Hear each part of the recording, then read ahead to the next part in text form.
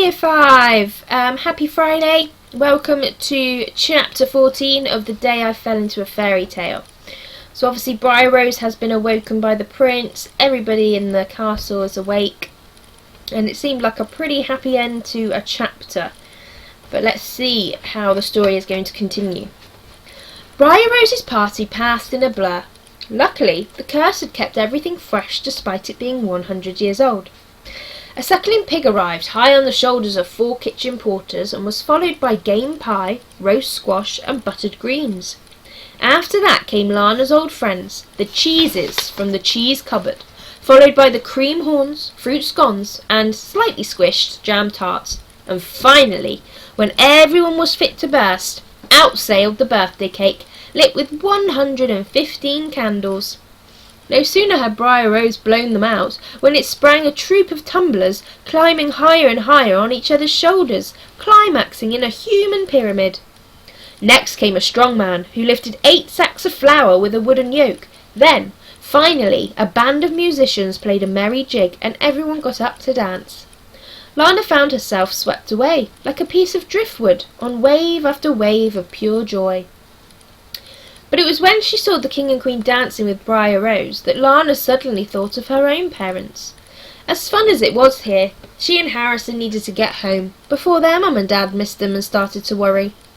So she pushed her way through the crowd until she found her brother, dancing in a circle with Prince Otto and the 2 knights.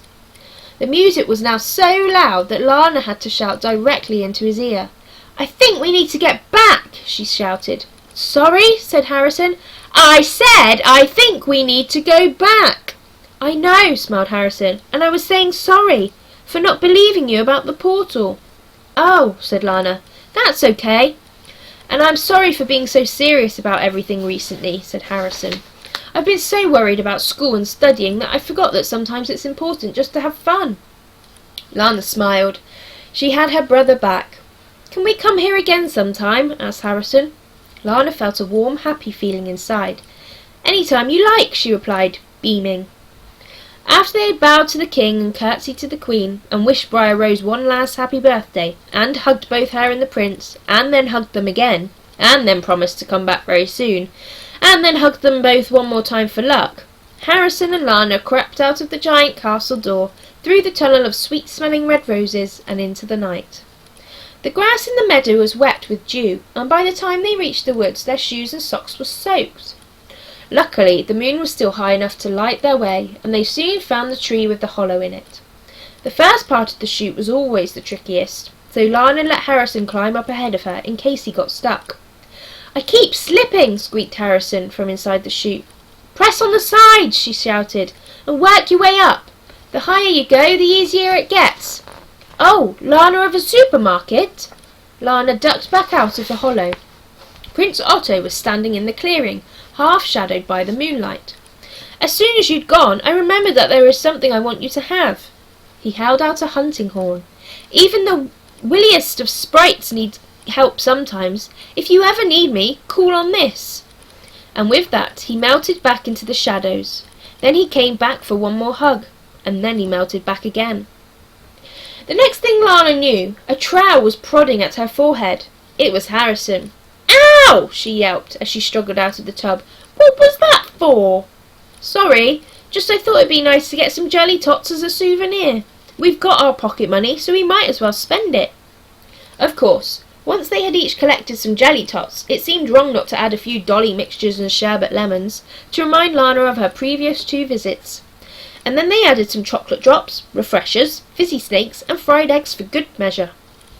The problem was, of course, that the sweets were so tempting and the queue at the checkout so long that by the time they'd reached the till, the bags they had filled up were now, well, a little bit empty. Said the little old man as he put their nearly empty bags on the weighing scales. He was now, unsurprisingly, back on the till in his waistcoat and pillbox hat. "Are you sure that is everything?" Harrison and Lana nodded guiltily. "One moment, please." He picked up a telephone from beside the till and dialed. "Hello, it's Till 4 here. Could I speak to security?" "We might have eaten 1 or 2 fizzy snakes while we were in the queue," offered Harrison. "I think I had a chocolate drop," added Lana. "OK, I'll find him myself," said the little old man into the phone. "Wait here, please," he said to Harrison and Lana, lifting the barrier to the till and heading off into the store. "Sorry," said Harrison to everyone behind them in the queue. No sooner had the little old man disappeared from sight when he reappeared as a security guard, complete with ginger beard and wig. "I've got eyes on them now," he said into a walkie-talkie. "I do apologise for the inconvenience, ladies and gentlemen," he said to the rest of the queue. "Normal service will be resumed as soon as humanly possible." Then he took hold of Harrison's and Lana's upper arms and frog-marched them into a room at the back of the store and closed the door behind them. Lana looked around, taking in the small, dark room.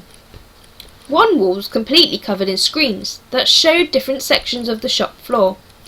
The little old man picked up a remote and pointed to the screen that showed the toy aisle, specifically the pick and mix section.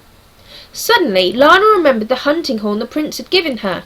Now, when the little old man wasn't looking, seemed a good time to hide it. The little old man pressed rewind on the remote control and the image on the screen whirred backwards in time, until eventually black and white versions of Harrison and Lana appeared, clearly filling their bags to the brim with sweets. He pressed pause. "How old are you, Harrison?" 12. 12, repeated the little old man. "That makes you the responsible partner in this little debacle." He tapped on the pick and mix screen with a bony knuckle. "This one's, what, 8? 9, Lana reminded him. "Right, 9, so I think a judge would look favourably. But you," he pointed to Harrison, "you should know better." "I'm sorry," said Harrison. "We both are, aren't we, Lana?" Lana nodded. "We won't do it again, we promise," she said, using her most innocent-looking face. There was a long pause, as if the little old man was weighing up several extremely attractive options. "I hope you both enjoyed Briar Rose's party. It's a fun portal, that one. Just a shame that things don't really work out that well in that story," he tutted sadly. "What do you mean?" Lana said. "That's the end of the story, isn't it? The happy ever after?" The little old man shook his head and tutted again. "Oh, the innocence of babes." He took a deep breath through his nostrils and grinned. "Look, why don't I forget all about the stealing?" he offered. "And in return, Harrison, you can promise to read your sister the rest of the story when you get home. Find out what happens at the end of Sleeping Beauty, eh? Although, I warn you that it's probably much too scary." "I can read, you know," said Lana, annoyed that yet again she was being told that the story was too scary for her. "And I'm not afraid of a fairy tale." "I'm sure you can read," smiled the little old man, "but I want Harrison to hear it too. Because you're a teen now, aren't you? Am I right, Harrison?" Even though he thought the little old man was really weird, Harrison nodded. "Good boy. Yes, you finished that story, and it'll be like this never happened." He opened the door, inviting them to leave. "Well, run along, children, and don't ever let me catch you stealing sweets from this store again." As soon as the children had gone, the little old man grinned. He had to hand it to himself. Everything was going exactly to plan. Ooh. Okay, you will have to wait for the weekend and return on Monday to see what is going to happen at the end of the Sleeping Beauty story, or what is going to happen with Harrison and Lana next. Have a lovely weekend, Year 5. Bye.